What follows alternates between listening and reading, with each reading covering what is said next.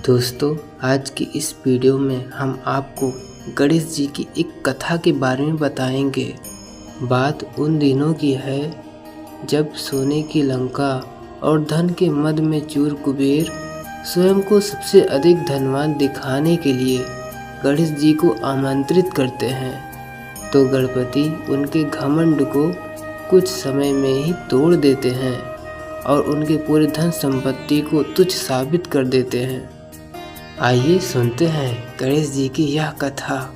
ब्रह्मा जी के आशीर्वाद से गंधर्व कुबेर के पास सबसे अधिक धन और स्वर्ण था। इसके प्रदर्शन के लिए उन्होंने सोने की लंका बनवाई, जिसे बाद में उनके सौतेले भाई रावण ने हड़प लिया था। सोने की लंका बनवाने के बाद कुबेर अपने धन का प्रदर्शन करना चाहते थे। इसके लिए उन्होंने शिव जी को लंका में आमंत्रित करने का सोचा। वे कैलाश पहुंच गए, लेकिन महादेव शिव शंकर तो ध्यान में लीन थे। थोड़ी देर बाद उनकी आंखें खुली तो वे कुबेर को देखकर उनके मन की बात जान गए। कुबेर ने महादेव को प्रणाम किया और सोने की लंका में भोजन के लिए आमंत्रित किया।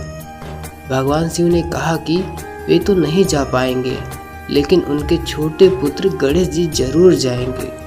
कुबेर ने तय तिथि पर विभिन्न प्रकार के भोजन बनवाए। उधर गणेश जी भी मूषक पर सवार होकर लंका पहुंच गए।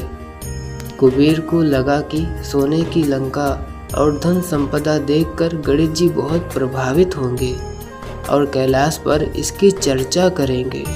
कुबेर ने गणेश जी का सत्कार किया, फिर लंका भ्रमण का प्रस्ताव रखा तो गणेश जी ने कहा कि वे तो यहाँ भोजन के निमंत्रण पर आए हैं, न कि लंका भ्रमण के लिए। उन्होंने कुबेर से कहा कि आप भोजन का प्रबंध करें।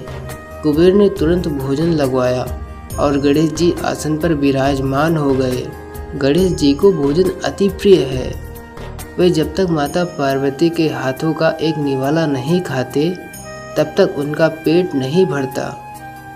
कुबेर ने गणेश जी के समक्ष 56 प्रकार के व्यंजन परोसे। गणेश जी पल भर में सारा भोजन चट कर गए। कुबेर ने अपने सभी रसोइयों को खाना बनाने और खिलाने पर लगा दिया। एक और खाना आता और पल भर में गणेश जी सारा खाना खा जाते। देखते ही देखते थोड़े समय में गणेश जी कुबेर के महल का सारा भोजन और अन्न खा गए। कुछ कथाओं में तो यह भी बताया गया है कि गणेश जी इतने भूखे थे कि वे कुबेर के स्वर्ण भंडार को भी खा गए।